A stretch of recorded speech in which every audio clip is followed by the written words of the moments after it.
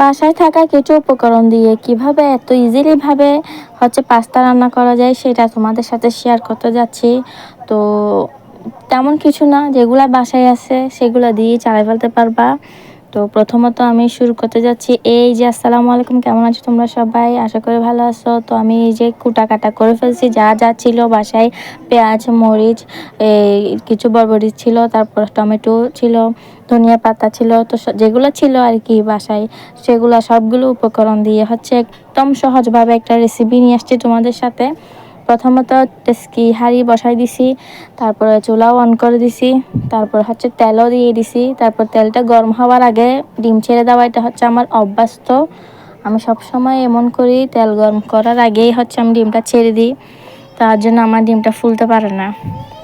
কার কার সাথে এরকম হয়, কে আমার মতো করো দেখি, বলো তো দেখি।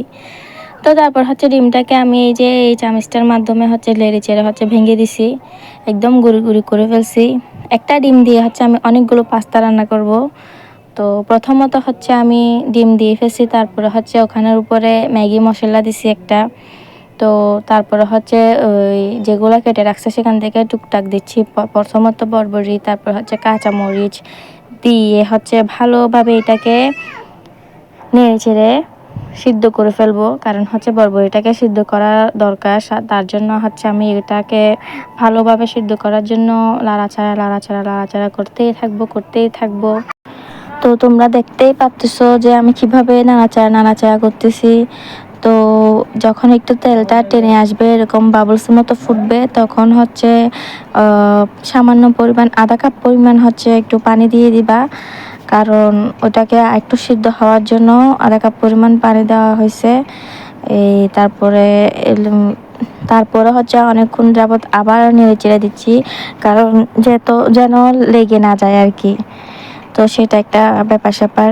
তো অনেকের ঘরে অনেক উপকরণ থাকে না বাসায়, অনেক ক্যাপসিকাম সস বা চিলি সস বা সয়া সস, অনেক ধরনের সস থাকে না। তো যাদের বাসায় থাকে না তারা হয়তো বা মনে করবে, আল্লাহ আমাদের বাসায় এরকম কিছু নাই, কিভাবে কি রান্না করে খাবো। সেজন্য তো এরকম করেও যা আছে তা দিয়ে ঝোল করে যেরকম করে হোক খাইলে অনেক মজা লাগে। তো তোমরা দেখতে পারছো আমি কি দিছি, এক চামচ পরিমাণ মশলা, এক চামচ পরিমাণ মরিচের গুঁড়ি, এক চামচ পরিমাণ লবণ দিয়ে আবারও নাড়াচাড়া করা শুরু করে দিছি, কারণ ওটাকে সিদ্ধ হতে হবে। তারপর টমেটো দিয়ে দিব, তারপর টমেটো দিয়ে আবার নাড়াচাড়া করে তারপর এই যে কিউব কিউব করে কেটে রাখা পেঁয়াজটা আগে দিই নাই, কারণ পেঁয়াজটা আগে যদি দিতাম তাহলে গলে ভর্তা হয়ে যেত, আর তেমন কিউবটা দেখাও যেত না। তো সেই কারণে পেঁয়াজটা একদম লাস্টে দেওয়া হয়েছে।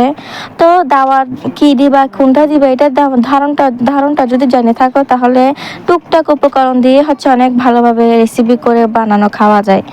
তো তোমাদের জন্য হয়তো বা সহজ হতে পারে, কারণ এইসব উপকরণ সবার বাসায় থাকে, মিনিমাম থাকে।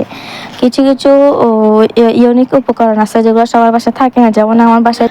তোমরা বলতে পারো যে এই যে টুকটাক উপকরণ দিয়ে পাস্তা রান্না আমাদের দেখাচ্ছে, আমরা এগুলোর থেকেও ভালো রান্না করতে পারি। ভাই তোমরা পারো, আমার থেকে অনেক ভালো রান্না করতে পারো, কিন্তু কিছু কিছু মানুষ আছে তোমাদের মাঝখানে যারা কিছু কিছু উপকরণের জন্য এরকম মজা করে রান্না খাইতে পারে না, তাদের জন্য জাস্ট।